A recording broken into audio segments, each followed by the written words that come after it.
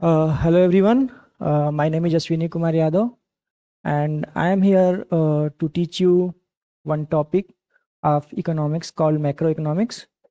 Since I am going to teach macroeconomics, first I'll discuss the whole syllabus of economics, and then I will go on my uh, topic. First, we will discuss the syllabus. So, in the syllabus of economics for UGC NET JRF, there are 10 different discipline, yeah, 10 units we can say that. In this syllabus, we have to discuss about microeconomics, then we will go macroeconomics, and then statistics and econometrics.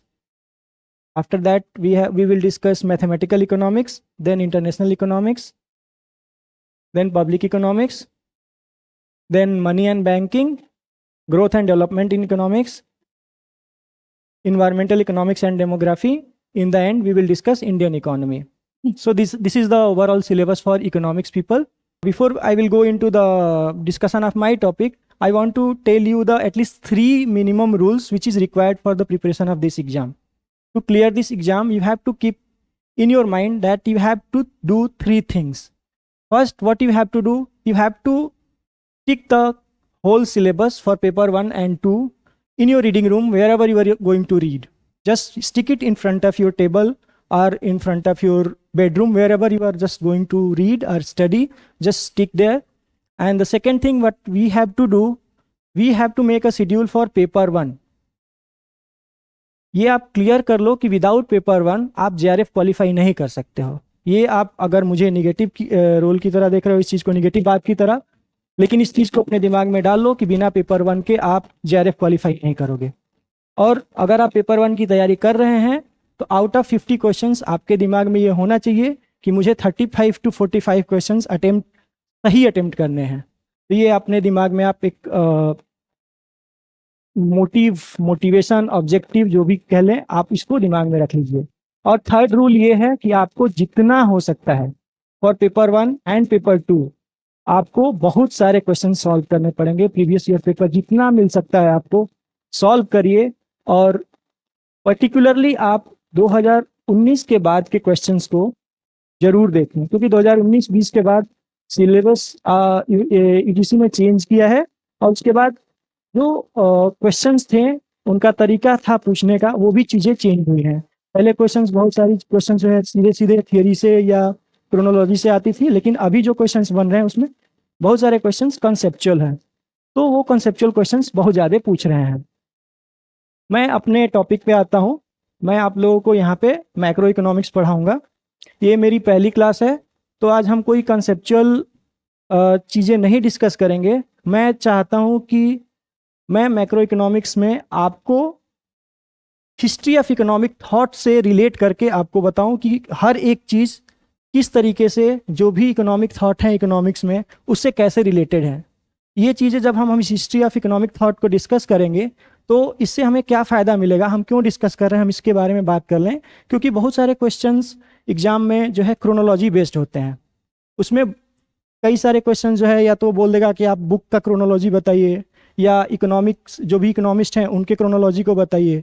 तो उस चीज़ को पूछता है. तो उस चीज़ को जानने के लिए हम जो है थोड़ा बहुत economic history of thought discuss करेंगे.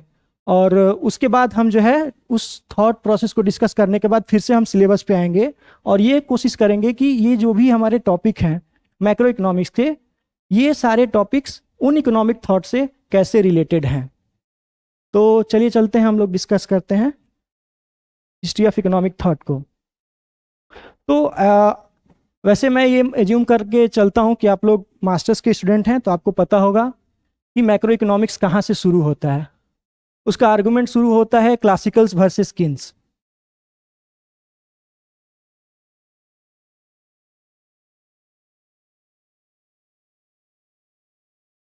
सारे बुक्स में शुरू होता है कि क्लासिकल्स के क्या क्या एजम्पशंस थे, किन्स के क्या क्या एजम्पशंस थे. क्लासिकल्स ने क्या बोला, एक इकोनॉमी में क्या क्या होना चाहिए, आउटपुट एम्प्लॉयमेंट हम कैसे डिटरमाइन करते हैं, उनके क्या एजम्पशंस थे. क्लासिकल्स ने अपने बोला, किन्स ने बोला कि ये एजम्पशंस आपके गलत हैं. उन्होंने क्लासिकल्स एजम्पशंस को टारगेट किया और उन्होंने अपनी एक थियरी डेवलप की. लेकिन क्या क्लासिकल्स और किनीशियन में कोई डिफरेंस है, क्या हम जानते हैं इन सब चीज़ों को? नहीं जानते हैं. चलिए हम इस पर बात करते हैं.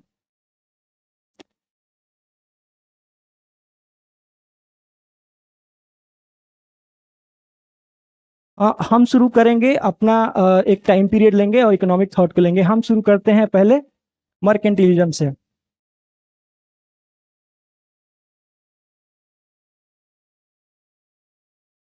मर्केंटिलिज्म का जो टाइम पीरियड है वो 15th सेंचुरी से लेके 18th सेंचुरी तक माना जाता है। ठीक है। मर्केंटिलिज्म जो भी थॉट प्रोसेस है, इसमें दो चीजों पे ध्यान ज्यादा दिया गया। पहला था बुलियनिज्म। बुलियनिज्म मतलब कि किसी भी स्टेट के गवर्नमेंट को या किसी भी गवर्नमेंट को जितना ज़्यादा हो सके प्रेशियस मेटल को कलेक्ट करना चाहिए। जितना वो स्टॉक ऑफ प्रेशियस मेटल्स करेगा वो उतना ही ज़्यादा रिच होगा और उसके डेवलपमेंट में वो ज़्यादा काम आएगा। और दूसरा था रोल ऑफ गवर्नमेंट।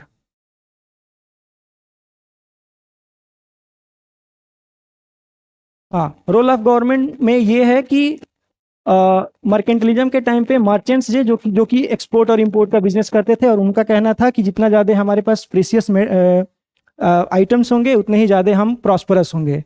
और उसमें उन्होंने बोला कि गवर्नमेंट का रोल जो है बस इतना है कि वो अपने डोमेस्टिक इकोनॉमी के बारे में सोचे। और डोमेस्टिक इकोनॉमी में जो है जो भी डिमांड साइड है, क्योंकि आपके पास बहुत सारे सोने चांदी हैं तो आप डिमांड ऑटोमेटिकली करोगे। तो आपकी क्या क्या डिमांड्स है, उस डिमांड को फुलफिल करने के लिए आप जो है इंडस्ट्रीज को सेटअप करो, प्रोडक्शन बनाओ। और प्रोडक्शन बनाने से क्या होगा, एक तो एम्प्लॉयमेंट जनरेशन होगा, फिर से इनकम जनरेशन होगा, फिर से ये प्रोसेस शुरू होगा।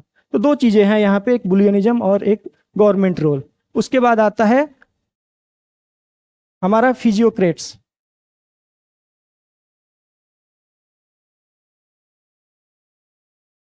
इनका पीरियड हमारा जो है 70-60s के अराउंड होता है। और हाँ, इसमें एक इकोनॉमिस्ट का नाम आता है, उनका नाम है थॉमस मन।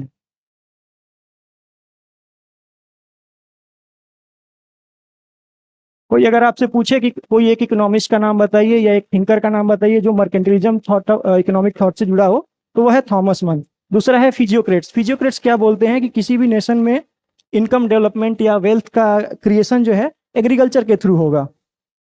तो इनका फोकस जो है बहुत सारा जो है एग्रीकल्चर पे था। लेकिन ये लोग सॉर्ट ऑफ हम कह सकते हैं कि कैपिटलिस्ट की तरह थे। ये लोग चाहते थे कि गवर्नमेंट का रोल मिनिमम हो और इंडस्ट्रीज को जो है फ्री छोड़ा जाए। ठीक है। और इसमें हम एक इकोनॉमिस्ट की बात करते हैं जिनका नाम है क्वेने।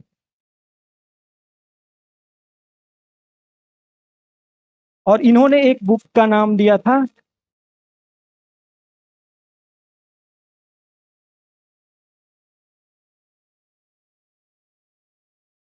Tableau of इकोनॉमिका। जैसे हम टैब्ल्यू ऑफ इकोनॉमिक्स भी बोलते हैं।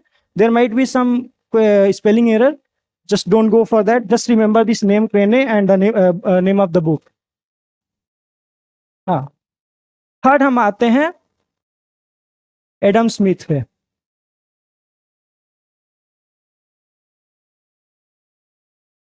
इनका पीरियड शुरू होता है 1776 से। और आप सबको पता है कि इन्होंने एक बुक दी थी जिसको हम शॉर्ट में, इनका इस बुक का पूरा नाम है an inquiry into nature and creation of wealth of nation. तो हम इसको बस वेल्थ ऑफ नेशन ही लिखते हैं।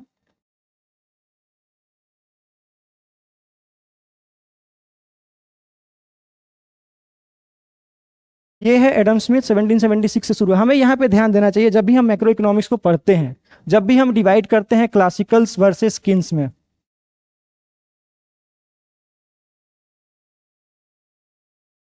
तो ये चीज ध्यान में देना चाहिए कि क्लासिकल इकोनॉमिक्स टर्म जो है वो किन्स ने दिया था। ठीक है।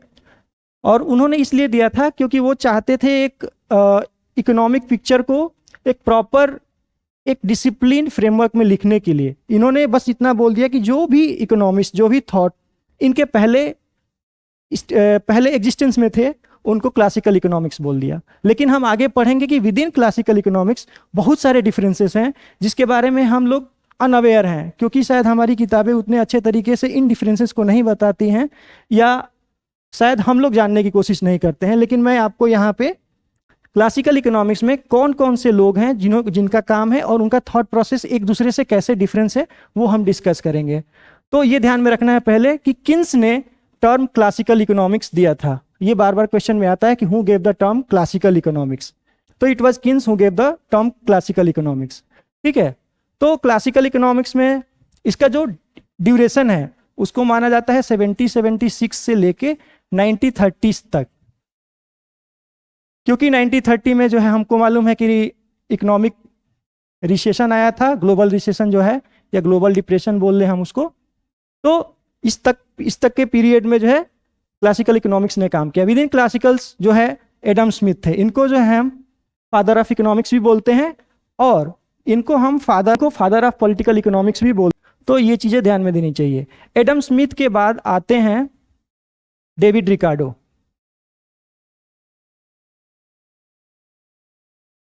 ठीक, डेविड रिकार्डो के बाद आते हैं रॉबर्ट माल्थस।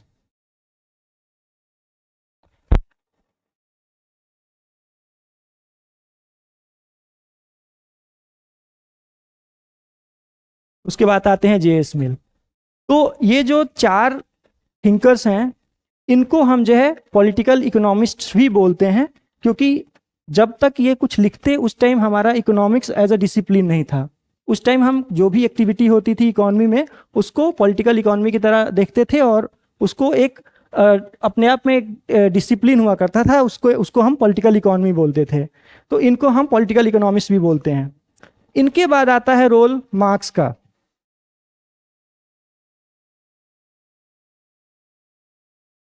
कार्ल मार्क्स का पीरियड जो है 1860s के आसपास होता है, और इन्होंने क्या किया कि जो भी इनसे पहले काम किया, जैसे हमने डिस्कस किया क्लासिकल्स में Adam Smith, David Ricardo, Robert Malthus and J S. Mill, उनको इन्होंने नाम दे दिया क्लासिकल पॉलिटिकल इकोनॉमी।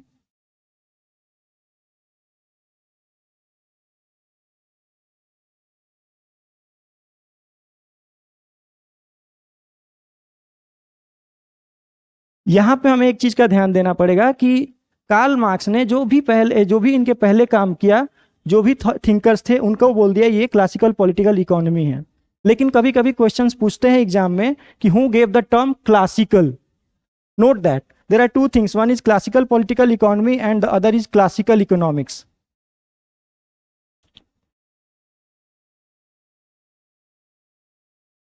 जब मार्क्स लिख रहे थे तब तक इकोनॉमिक्स टर्म यूज ही नहीं होता था।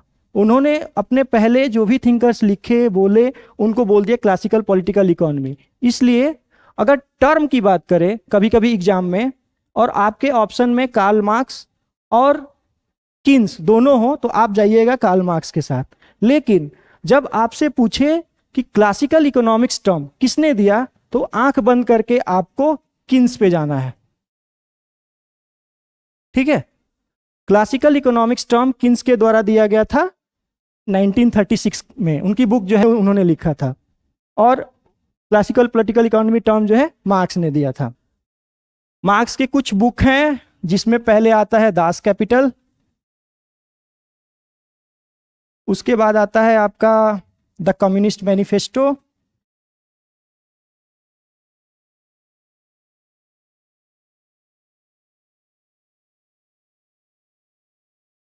और तीसरा आता है आपका थियरी ऑफ एलियनेशन।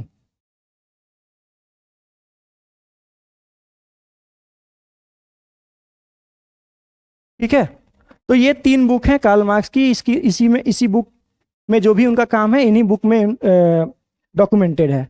इसके बाद हम आगे कार्ल मार्क्स के बाद बात करते हैं, तो वो आते हैं मार्जिनलिस्ट इकोनॉमिक्स।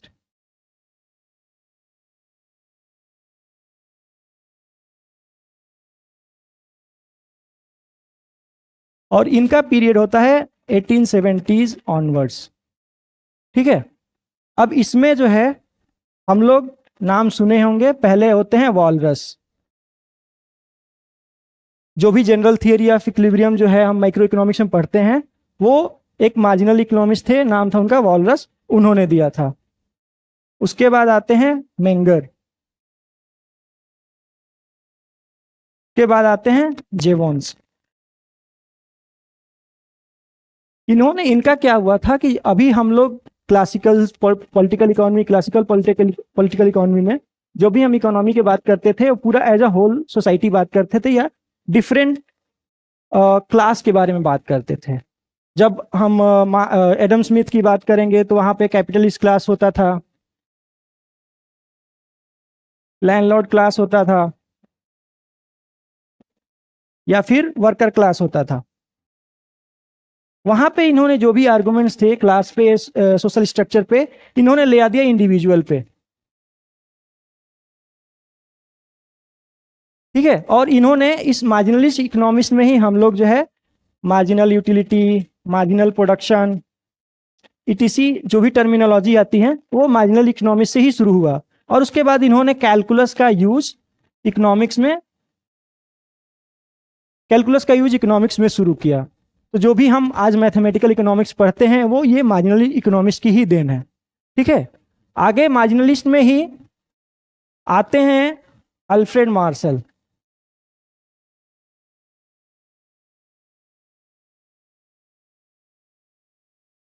एक चीज और हम ध्यान देंगे यहाँ पे, मार्जिनलिस्ट इकोनॉमिक्स को ही हम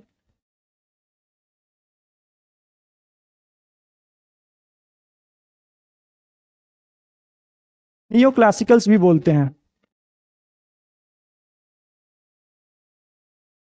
और नियो क्लासिकल्स के जो भी फादर हैं या रचयिता हैं उनका जो है मेनली अल्फ्रेड मार्शल को जाता है, जो कि मैथमेटिकल ग्राफिकल टर्मिनोलॉजी को यूज करके इंडिविजुअल लेवल पे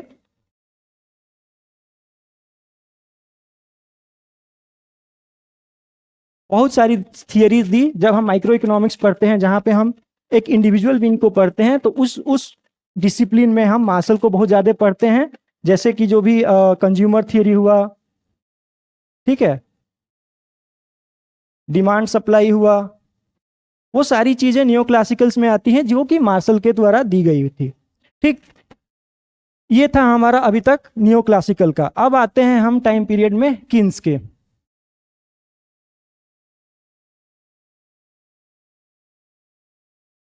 किन्स ने हम बात करेंगे किन्स की। हमें पता है किन्स जो है उनका जो भी कंट्रीब्यूशन शुरू हुआ वो 1930s के ग्लोबल डिप्रेशन के बाद शुरू हुआ।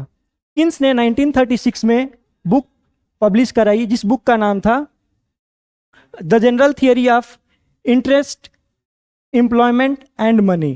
ठीक है, तो इस किन्स के थियरी के बारे में हम अपने डिसिप्लिन में डिस्कस करेंगे।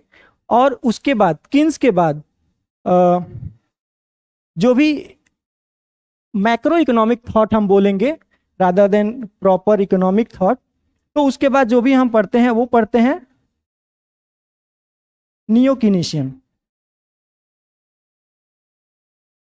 नियो कीनीशियन जो है ये एक थॉट नहीं है, बस नियो कीनीशियन में किन्स के ही वर्क को आगे बढ़ाया गया। इसमें जो है हिक्स काम करते हैं जो कि ISLM फ्रेमवर्क को ले आते हैं और इसके बारे में हम जानते हैं। ठीक है, इसमें और भी इकोनॉमिस्ट हैं जो हम अपने जब भी हम डिसिप्लिन को चैप्टर वाइज डिस्कस करेंगे तो और सारे चीज़ों को हम डिस्कस करेंगे। उसके बाद आते हैं मॉनेटरिस्ट।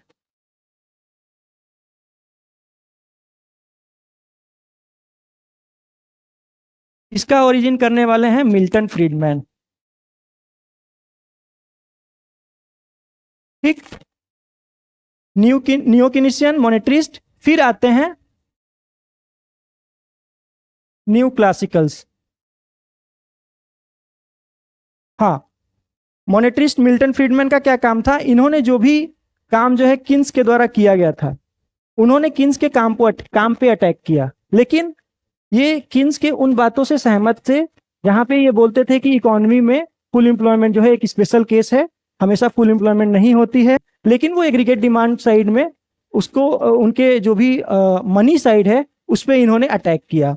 उसके बाद आते हैं न्यू क्लासिकल्स। न्यू क्लासिकल्स का भी बोलते हैं इनका मोस्टली जो ओरिजिन होता है वो क्लासिकल्स में होता है और ये मिल्टन फ्रीडमैन से ज़्यादा सीरियस तरीके से किन्स पे अटैक करते हैं। क्लासिकल्स में हम जो है बात करेंगे जॉन मूथ और रॉबर्ट लुकॉस की।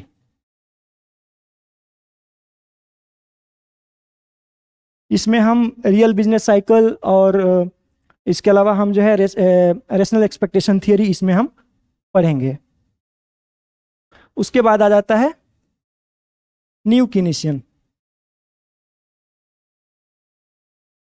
न्यू कीनीशियन में हम देखते हैं कंट्रीब्यूशन मैनक्यू का।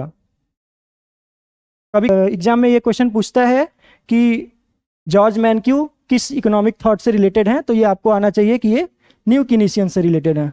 और इसमें हम पढ़ेंगे मेन्यू कॉस्ट और प्राइस स्टिकीनेस।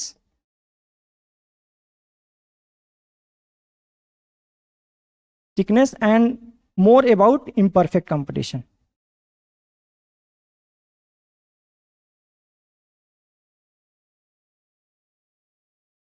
तो जो भी हमने डिस्कस किया, हमने अपने तरीके से एक जो है हिस्टोरिकल स्केच बनाने की कोशिश की, जो कि मैक्रो इकोनॉमिक्स डिसिप्लिन में कैसे एक दूसरे से जुड़े हुए हैं।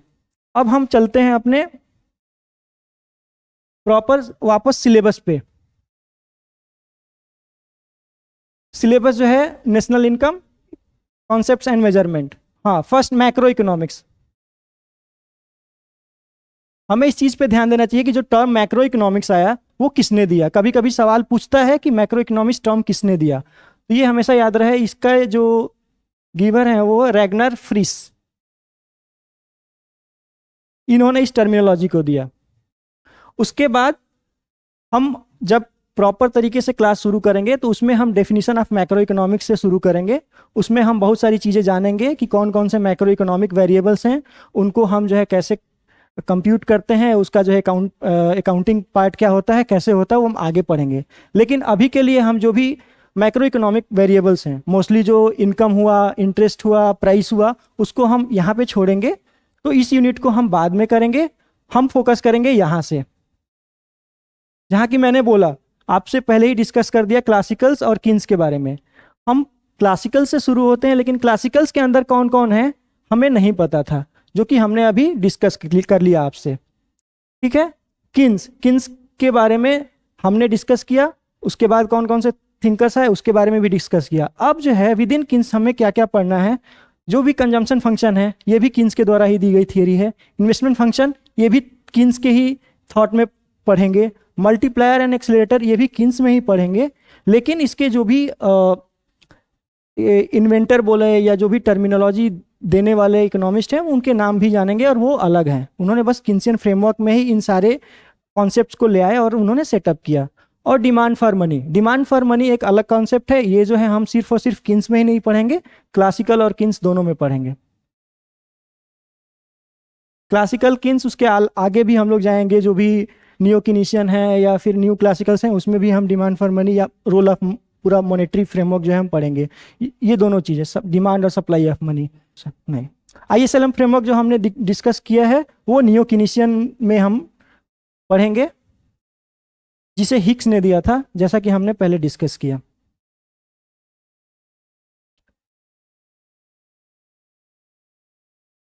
आगे इन्फ्लेशन एंड फिलिप्स कर्व, ये जो है मॉनेटिस्ट कॉन्सेप्ट है।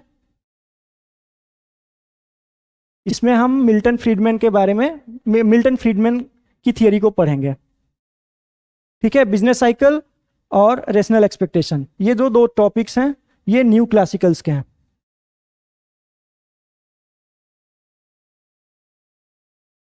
और यहाँ पे मॉनेटरी एंड फिस्कल पॉलिसी, हमें हमेशा ध्यान रखना चाहिए कि macro economic as a discipline केवल और केवल इकोनॉमिक डिसिप्लिन ही नहीं है, इकोनॉमी के फ्रेमवर्क को समझने का ही एक डिसिप्लिन नहीं है, बल्कि जो भी प्रॉब्लम्स इकोनॉमी में परसिस्ट कर रही हैं वो गवर्नमेंट के द्वारा कैसे उसको ठीक किया जा सकता है, वो जो है हम मॉनेटरी एंड फिस्कल पॉलिसी में पढ़ेंगे।